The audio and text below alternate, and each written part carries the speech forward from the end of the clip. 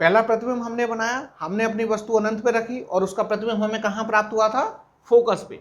अब देखें, अब हम देखेंगे दूसरी स्थिति। दूसरी स्थिति क्या है? अब देखिए, ये वस्तु काफी दूर थी, इसे हमने कहा अनंत।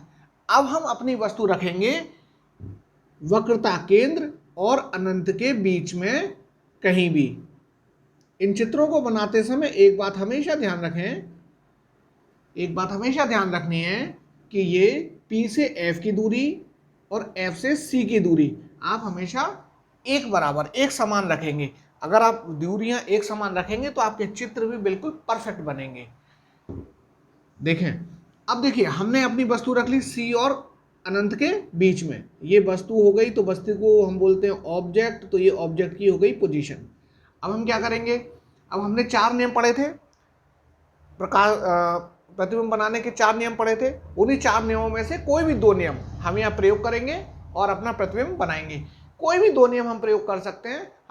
देखें, सबसे पहले हम प्रकाश किरण शुरू करेंगे इस वस्तु के सिर से। जो प्रकाश किरण जाएगी वो कहां से जाएगी? इस वस्तु के सिर से। अब देखिए, सिर से हम एक प्रकाश किरण लेंगे जो मुख्य अक्ष के समांतर होगी। हम ये मुख्य अक्ष के समांतर एक प्रकाश किरण बना रहे हैं।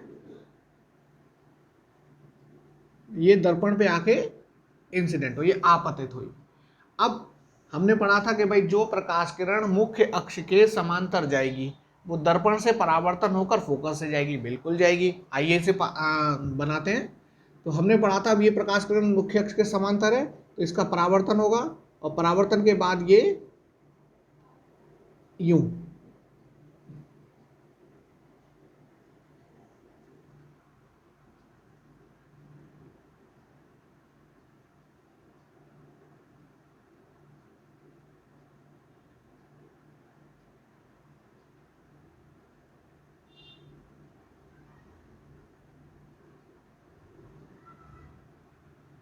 परावर्तन के बाद ये इस तरह से फोकस से चली जाएगी। आइए अब दूसरी बनाते हैं।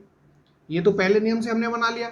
अब दूसरा नियम हमने पढ़ा था कि अगर प्रकाश किरण फोकस से जाएगी तो परावर्तन के बाद मुख्य अक्ष के समांतर हो जाएगी, तो हम उस नियम का भी प्रयोग कर सकते हैं। हमने तीसरा नियम पढ़ा था कि वक्रता केंद्र वाला, कि वक्रता केंद्र से जाएगी वो अपने रास्ते से लौट के जाएगी, तो हम जो चाहें उस नियम का प्रयोग कर सकते हैं।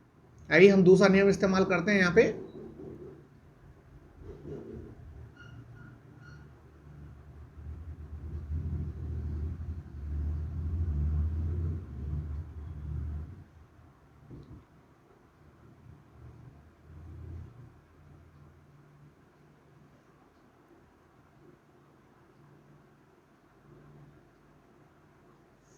ये हमने दूसरा नियम इस्तेमाल किया कि अगर हमारी प्रकाश किरण दर्पण के फोकस से होकर जाएगी तो परावर्तन के बाद मुख्य अक्ष के समांतर हो जाएगी।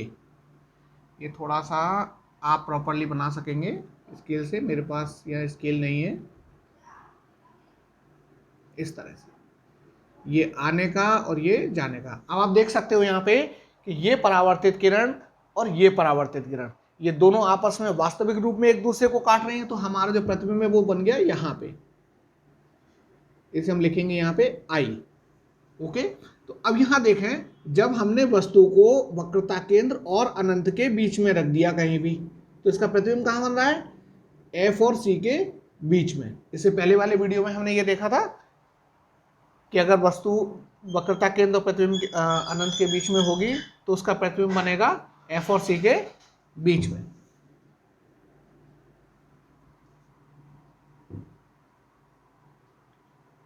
तो यहां वस्तु का स्थान क्या हुआ? अनंत और वक्रता केंद्र मतलब C के बीच।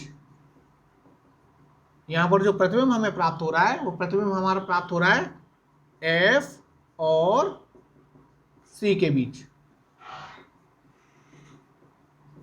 ये प्रतिबिंब वस्तु की तुलना में छोटा है, ये प्रतिबिंब वस्तु की तुलना में छोटा है, तो हम इसे लिखेंगे प्रतिबिंब का आकार वस्तु से छोटा।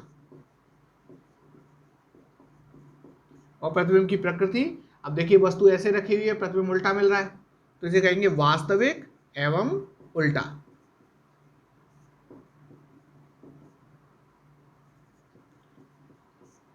तो इस तरह थी ये हमारी दूसरी अवस्था, दूसरी स्थिति, जहां हम वस्तु को रखेंगे और हमें इस अवतल दर्पण से वास्तविक प्रतिबिंब प्राप्त होगा।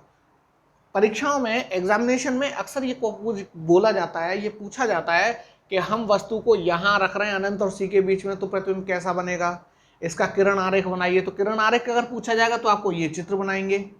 आपसे पोजीशंस पूछी जाएंगी, स्थिति पूछी जाएंगी, तो आप इनकी स्थिति इस तरह से बताएंगे। ओके।